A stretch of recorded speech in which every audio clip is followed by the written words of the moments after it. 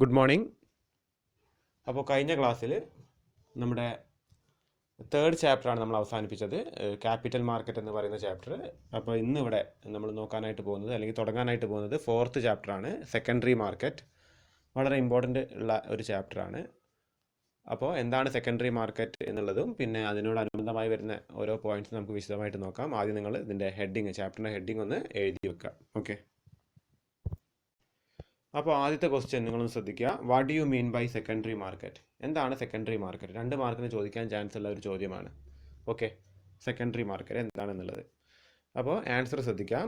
Secondary market consist of both equity as well as ഡെപ്റ്റ് market. അതായത് secondary മാർക്കറ്റിൽ equity വിൽക്കുന്നുണ്ട്, അതേപോലെ തന്നെ ഡെപ്റ്റ് സെക്യൂരിറ്റീസും വിൽക്കുന്നുണ്ട്.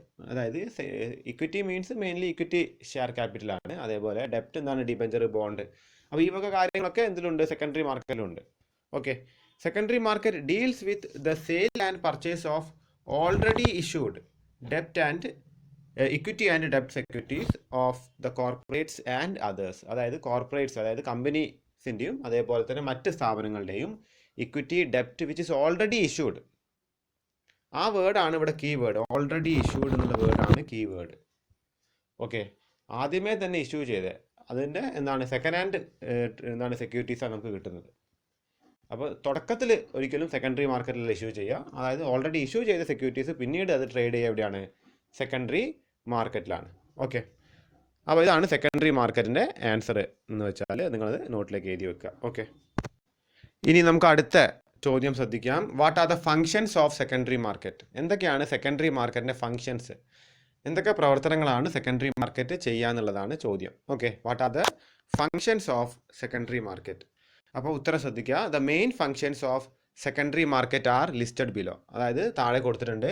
സെക്കൻഡറി മാർക്കറ്റിൻ്റെ പ്രധാനപ്പെട്ട ഫങ്ഷൻസ് ഒക്കെ താഴെ കൊടുത്തിട്ടുണ്ട്. അപ്പോൾ എന്തൊക്കെയാണ് ഫങ്ഷൻസ് ആയിട്ട് വരുന്നത്? ക്യാപിറ്റൽ ഫോർമേഷൻ, അതൊരു ഇമ്പോർട്ടൻ്റ് ആയൊരു ഫംഗ്ഷനാണ്. സെക്കൻഡറി മാർക്കറ്റിൻ്റെ ഇമ്പോർട്ടൻ്റ് ആയ ഫംഗ്ഷൻ എന്താണ്?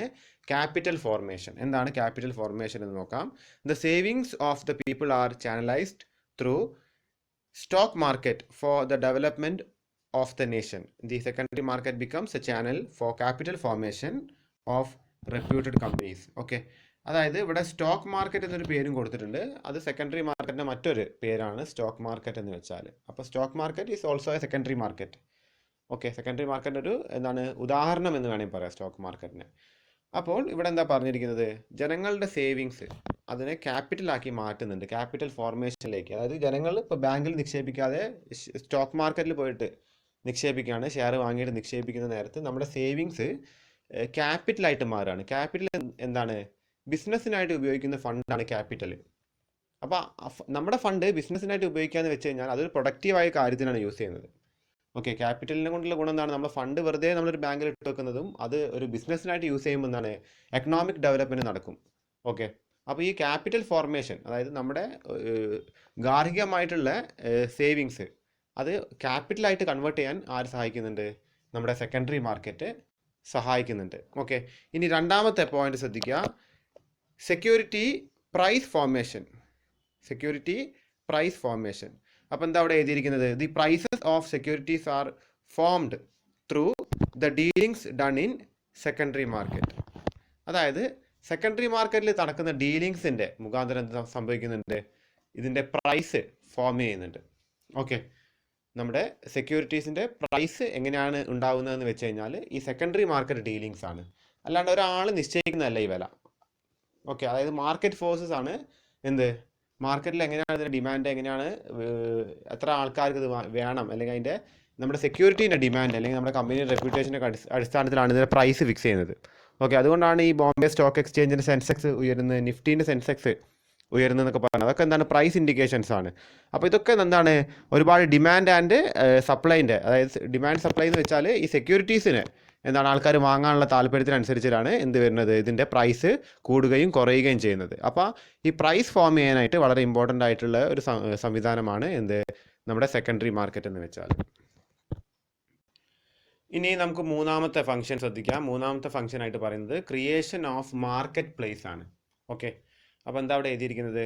Secondary market has A physical existence through stock exchanges. അപ്പോൾ ഇവിടെ എന്താ പറയുന്നതെന്ന് വെച്ചാൽ ഒരു മാർക്കറ്റ് പ്ലേസ് ക്രിയേറ്റ് ചെയ്ത് വെക്കുന്നുണ്ട്. അതായത് ഇപ്പോൾ പറയുകയാണെങ്കിൽ ഇപ്പോൾ ബോംബെ സ്റ്റോക്ക് എക്സ്ചേഞ്ച് എന്ന് പറഞ്ഞ സ്ഥലം ശരിക്കും അവിടെ ഉള്ളതാണ്. ഓക്കെ, അപ്പോൾ ബോംബെ സ്റ്റോക്ക് എക്സ്ചേഞ്ച് അവിടെ ഉണ്ട്. അപ്പോൾ അവിടെ ആ ഒരു സംവിധാനം നിലനിൽക്കുന്നുണ്ട്. അവിടെ ആൾക്കാർ ജോലി ചെയ്യുന്നുണ്ട്, ഇടനിലക്കാരായിട്ടും. പിന്നെ ഈ സെക്യൂരിറ്റീസിന് ഡീൽ ചെയ്യാനും പിന്നെ അതിൻ്റെ പ്രൈസിങ് കൃത്യമായിട്ട് റിപ്പോർട്ട് ചെയ്യാനൊക്കെ കൃത്യമായിട്ടുള്ള ജീവനക്കാർ അവിടെ ഉണ്ട്. അപ്പോൾ ഒരു ഫിസിക്കൽ മാർക്കറ്റ് ഉണ്ട് അവിടെ. ഈ പറയുന്ന നമ്മുടെ സ്റ്റോക്ക് മാർക്കറ്റ് എന്ന് പറഞ്ഞിട്ട് ഫിസിക്കൽ മാർക്കറ്റ് അവിടെ നിലനിൽക്കുന്നുണ്ട്. ആ ഫിസിക്കൽ മാർക്കറ്റ് നിലനിൽക്കുന്നത് കൊണ്ടാണ് നമുക്ക് എന്ത് സാധിക്കുന്നത്, ഇവിടെ ഈ ഒരു സെക്യൂരിറ്റീസിൻ്റെ ഡീലിങ് സാധിക്കുന്നത്. ഓക്കെ, അതിൻ്റെ ട്രേഡിങ് സാധിക്കുന്നത് ഇങ്ങനത്തെ ഒരു ഫിസിക്കൽ മാർക്കറ്റ് അവിടെ നിലനിൽക്കുന്നത് കൊണ്ടാണ്. ഓക്കെ, അപ്പോൾ അങ്ങനത്തെ ഒരു മാർക്കറ്റ് പ്രൈസ് ക്രിയേറ്റ് ചെയ്ത് കൊടുക്കുന്നുണ്ട് ആർക്ക്, ഇൻവെസ്റ്റേഴ്സിനും. അതേപോലെ തന്നെ ഇത് കമ്പനീസിനും ഇങ്ങനത്തെ ഒരു മാർക്കറ്റ് പ്ലേസ് നിലനിർത്തുന്നുണ്ട്. അതുകൊണ്ട് അത് ഡീലിംഗ് എളുപ്പമാക്കും. പിന്നെ നാലാമത്തെ പോയിന്റ് എന്താ പറയുന്നത്, സേഫ്റ്റി ഓഫ് ട്രാൻസാക്ഷൻസ്. അതായത് ട്രാൻസാക്ഷൻ വളരെ സേഫ് ആയിരിക്കും. അപ്പോൾ ഇൻവെസ്റ്റേഴ്സിനും അതേപോലെ കമ്പനീസിനും. അപ്പോൾ ഇത്തരത്തിലുള്ളൊരു മാർക്കറ്റ് സംവിധാനം ഉള്ളത് കൊണ്ട്, ഒരു സ്റ്റോക്ക് എക്സ്ചേഞ്ച് ഉള്ളത് കൊണ്ട് അതിൻ്റെ ഡീലിങ്സ് വളരെ സേഫ് ആയിരിക്കും. എന്താ അവിടെ എഴുതിയിരിക്കുന്നത്, in stock market only listed securities are traded. അതായത് ലിസ്റ്റഡ് സെക്യൂരിറ്റീസ് മാത്രമാണ് ട്രേഡ് ചെയ്യുന്നത്. ഓക്കെ, ആൻഡ് മതി. ആൻഡ് സ്റ്റോക്ക് അതോറിറ്റീസ്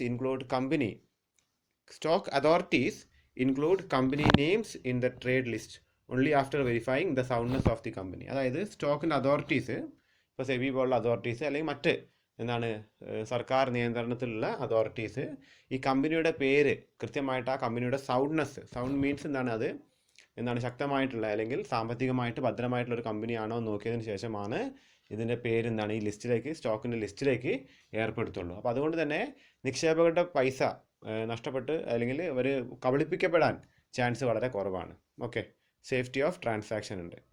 ഇനി അഞ്ചാമത്തെ ഫംഗ്ഷൻ എന്ന് പറയുന്നത് ലിക്വിഡിറ്റിയാണ്. The main function of stock market is to provide ready market for sale and purchase of securities. The presence of stock exchange market gives assurance to investors that their investment can be converted into cash whenever they want. അപ്പോൾ നമുക്കറിയാം, ready ആയിട്ട് എപ്പോൾ വേണമെങ്കിൽ നമുക്ക് വിറ്റിട്ട് ഈ stock അല്ലെങ്കിൽ സെക്യൂരിറ്റീസൊക്കെ എപ്പോൾ വേണമെങ്കിലും വിറ്റിട്ട് നമുക്ക് അതിൻ്റെ ക്യാഷായിട്ട് കിട്ടാൻ ചാൻസ് ഉണ്ട്. അതാണ് ഹൈലി ലിക്വിഡ് എന്ന് പറയുന്നത്. ഇപ്പോൾ ഗോൾഡ് ഹൈലി ലിക്വിഡാന്ന് പറയുന്നത്. ഗോൾഡ് ഒരു പെട്ടെന്ന് നമുക്ക് പോയാലും അത് വിറ്റിട്ട് നമുക്ക് ക്യാഷ് ആക്കാൻ സാധിക്കും. പക്ഷെ അതേപോലെ ഒരു വാഹനമോ അല്ലെങ്കിൽ ഒരു ലാൻഡോ അല്ലെങ്കിൽ ഒരു ബിൽഡിങ്ങോ ഒന്നും അങ്ങനെയല്ല. കാര്യം അത് ലെസ് ലിക്വിഡാണ്. കാര്യം പെട്ടെന്ന് നമുക്ക് അതിൻ്റെ ട്രാൻസാക്ഷൻ നടത്തിയിട്ട് ക്യാഷ് കിട്ടില്ല, അതിന് ടൈം എടുക്കും. Even the transaction will be time consuming. ആ ട്രാൻസാക്ഷൻ തന്നെ ഒരുപാട് സമയം വേണം. അതിൻ്റെ രജിസ്ട്രേഷൻ എന്നൊക്കെ പറഞ്ഞിട്ട് ഒരുപാട് സമയം വേണം. ഒറ്റ ദിവസം കൊണ്ട് അല്ലെങ്കിൽ നിമിഷ നേരം കൊണ്ട് പോയിട്ട് ക്യാഷ് ആക്കാൻ പറ്റില്ല. അപ്പോൾ ഈ നമ്മുടെ സെക്യൂരിറ്റീസ് വളരെ ലിക്വിഡാണ്. അതിന് കാരണം സ്റ്റോക്ക് മാർക്കറ്റ് അല്ലെങ്കിൽ സെക്കൻഡറി മാർക്കറ്റ് നിലനിൽക്കുന്നത് കൊണ്ടാണ് ഉള്ളത്, അത് ലിക്വിഡിറ്റി ഉള്ളത്. ഓക്കെ, അപ്പോൾ ഇതാണ് 5 ഫങ്ഷൻസ്. സെക്കൻഡറി മാർക്കറ്റിൻ്റെ 5 ഫങ്ഷൻസ് ഇതൊക്കെയാണ് വരുന്നത്. ഇനി നമുക്ക് അടുത്ത ചോദ്യം ശ്രദ്ധിക്കാം. Write the distinction between primary and secondary market or stock exchange. Okay, അതായത് പ്രൈമറി മാർക്കറ്റും സെക്കൻഡറി മാർക്കറ്റും തമ്മിലുള്ള വ്യത്യാസങ്ങളാണ് ചോദിക്കുന്നത്. 5 മാർക്കിന് ചോദിക്കാൻ ചാൻസ് വളരെ കൂടുതലുള്ളൊരു ചോദ്യമാണ്. ഓക്കെ, അപ്പോൾ ശ്രദ്ധിക്കുക. അപ്പോൾ ഇതിൻ്റെ ഓരോന്നിൻ്റെ ബേസിസ് കൊടുത്തിട്ടുണ്ട്. ഇതിൻ്റെ അടിസ്ഥാനത്തിലാണ് ഈ വേർതിരിവ് നമ്മൾ കണക്കാക്കുന്നത് ഇത് തമ്മിൽ. അപ്പോൾ ആദ്യത്തെ അടിസ്ഥാനം ഫംഗ്ഷനാണ്. First basis is function. അപ്പോൾ അത് പ്രൈമറി മാർക്കറ്റിൽ. എന്താ പ്രൈമറി മാർക്കറ്റ്?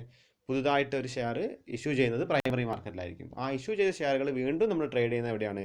സെക്കൻഡറി മാർക്കറ്റിലായിരിക്കും. ഓക്കെ, അതാണ് അതിൻ്റെ ബേസിക് ഡിഫറൻസ്. അപ്പോൾ ഇതിൻ്റെ ഫംഗ്ഷൻ നോക്കാം. അപ്പോൾ ഫംഗ്ഷൻ എന്താ പറയുന്നത്? Deals with new securities or financial claims offered to the investors for the first time. Okay, ആദ്യമായിട്ട് സെക്യൂരിറ്റീസ് ഇഷ്യൂ ചെയ്യുമ്പോൾ അവിടെ ഇഷ്യൂ ചെയ്യുക അത് പ്രൈമറി മാർക്കറ്റിലാണ്. അപ്പോൾ ഫംഗ്ഷനലി അതാണ് പ്രൈമറി മാർക്കറ്റിൻ്റെ ഫംഗ്ഷൻ എന്ന് പറഞ്ഞത്.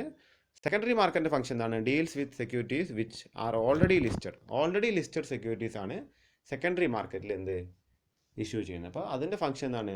ഓൾറെഡി ലിസ്റ്റഡ് സെക്യൂരിറ്റീസ് ആണ് ഇഷ്യൂ ചെയ്യുന്നത്. ഓക്കെ, ഇനി രണ്ടാമത്തെ ബേസിസ് നോക്കാം. ഓർഗനൈസേഷണൽ ബേസിസ് ആണ്.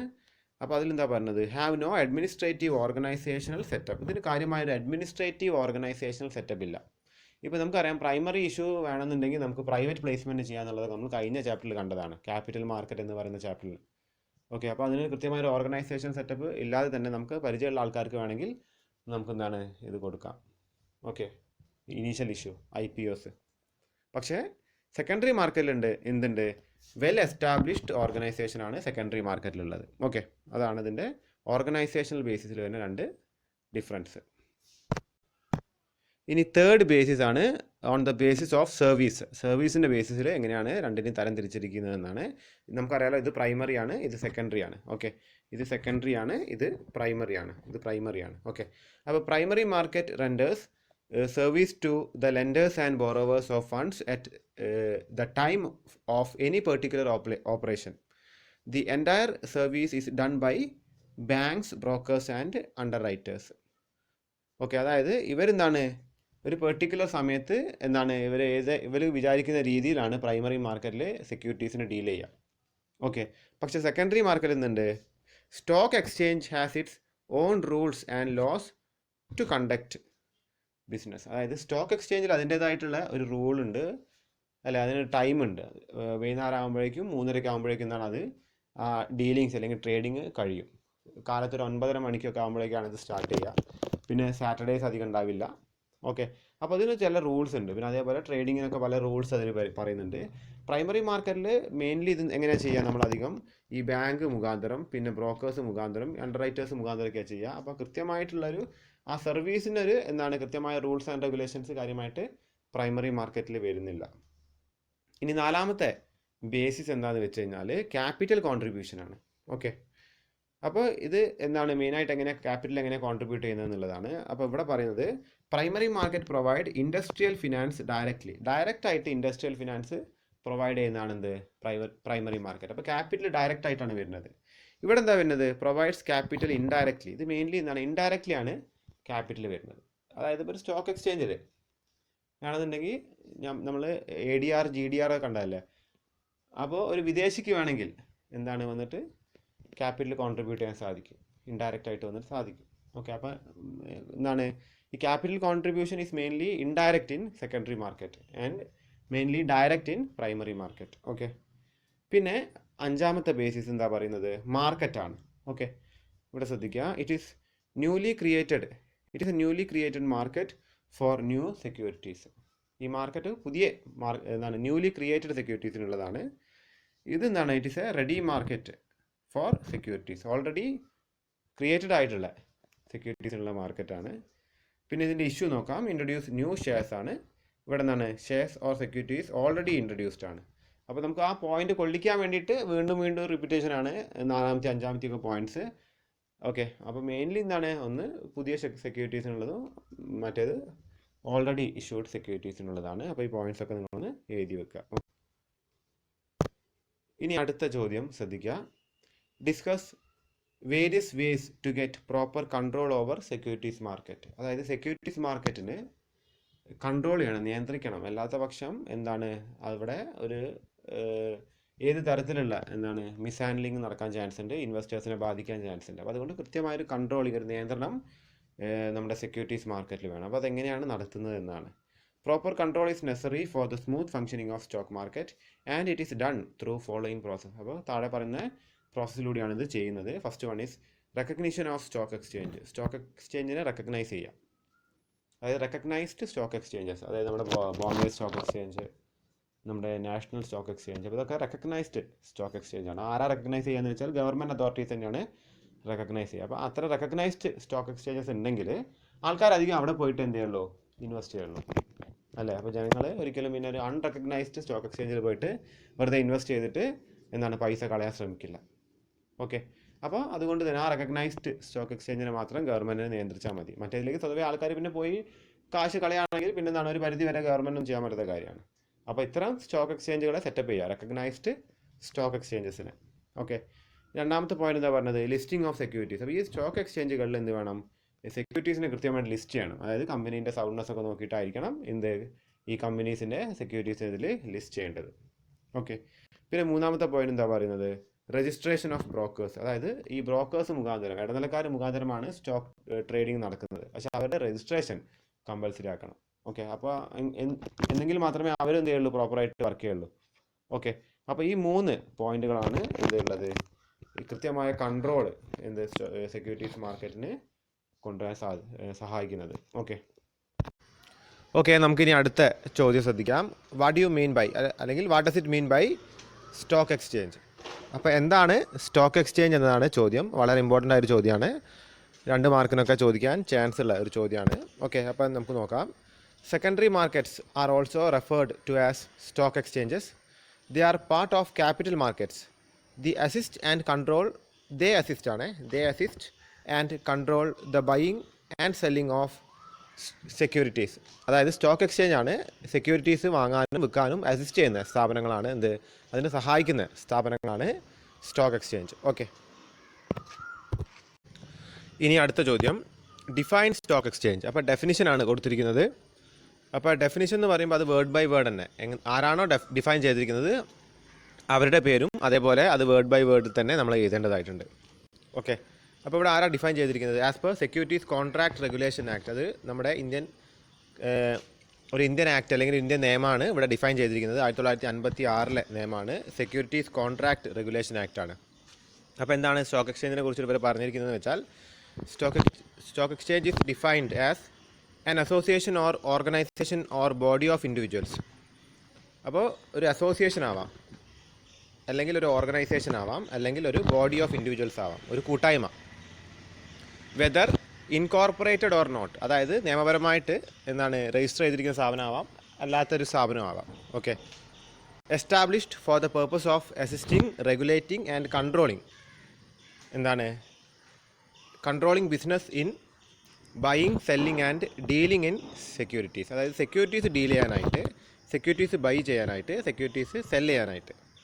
ഓക്കെ, അതിനൊക്കെ ആയിട്ട് അസിസ്റ്റ് ചെയ്യുന്ന, റെഗുലേറ്റ് ചെയ്യുന്ന അല്ലെങ്കിൽ കൺട്രോൾ ചെയ്യുന്ന, ആ ബിസിനസ്സിനെ കൺട്രോൾ ചെയ്യുന്ന, അസിസ്റ്റ് ചെയ്യുന്ന, റെഗുലേറ്റ് ചെയ്യുന്ന ജനങ്ങളുടെ അല്ലെങ്കിൽ വ്യക്തികളുടെ ഒരു കൂട്ടായ്മയാണ് സ്റ്റോക്ക് എക്സ്ചേഞ്ച് എന്ന് പറയുന്നത്. അത് നിയമപരമായിട്ട് രജിസ്റ്റർ ചെയ്താവാം, അല്ലാത്തതും ആവാം. ഓക്കെ, അപ്പോൾ ഇതാണ് സ്റ്റോക്ക് എക്സ്ചേഞ്ചിൻ്റെ ഡെഫിനിഷൻ. വേർഡ് ബൈ വേർഡ് തന്നെ എഴുതാൻ ശ്രമിക്കുക.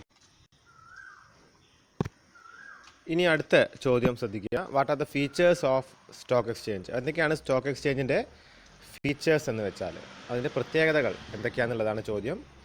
അപ്പോൾ അതിൽ ആദ്യമായിട്ട് പറയുന്നത്, it is a centralised market place to trade in securities done through member brokers. അതായത് ഇതൊരു സെൻട്രലൈസ്ഡ് മാർക്കറ്റ് പ്ലേസ് ആണ്.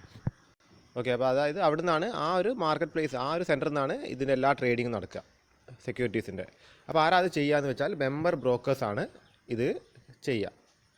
രണ്ടാമതായിട്ട് പറഞ്ഞത് theatre for trading securities. Theatre for trading securities എന്ന് വെച്ചാൽ, നമ്മളിപ്പോൾ ഈ സ്റ്റോക്ക് എക്സ്ചേഞ്ചിൽ പണ്ടൊക്കെ ഈ ലേലം വിളി പോലെയായിരുന്നു. ഓക്കെ, അപ്പോൾ ഈ ലേലം വിളി എന്ന് പറയുമ്പോൾ അതെന്തുണ്ടാവും, അതൊരു സ്റ്റേജ് പോലെ ഉണ്ടാവും. അതിൽ നിന്നിട്ടാണ് ആൾക്കാർ എന്ത് ചെയ്യുക, ഈ ഓപ്ഷൻസ് അല്ലെങ്കിൽ ലേലം വിളിക്കുക.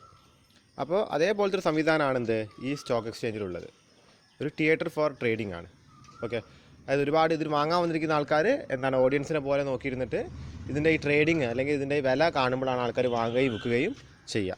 ഓക്കെ, പിന്നെ മൂന്നാമത്തെ പോയിന്റ് എന്താണെന്ന് വെച്ചാൽ, assist to buy and sell securities. അപ്പോൾ നമ്മൾ നേരത്തെ പറഞ്ഞ കാര്യമാണ്, ഇതിനെ സഹായിക്കുന്ന, സെക്യൂരിറ്റീസ് വാങ്ങാനും വിൽക്കാനും സഹായിക്കുന്ന ഓർഗനൈസേഷൻസാണ് ഈ സ്റ്റോക്ക് എക്സ്ചേഞ്ചസ് എന്ന് വെച്ചാൽ. പിന്നെന്താണ്, ഇതൊരു ഓപ്ഷൻ മാർക്കറ്റാണ്.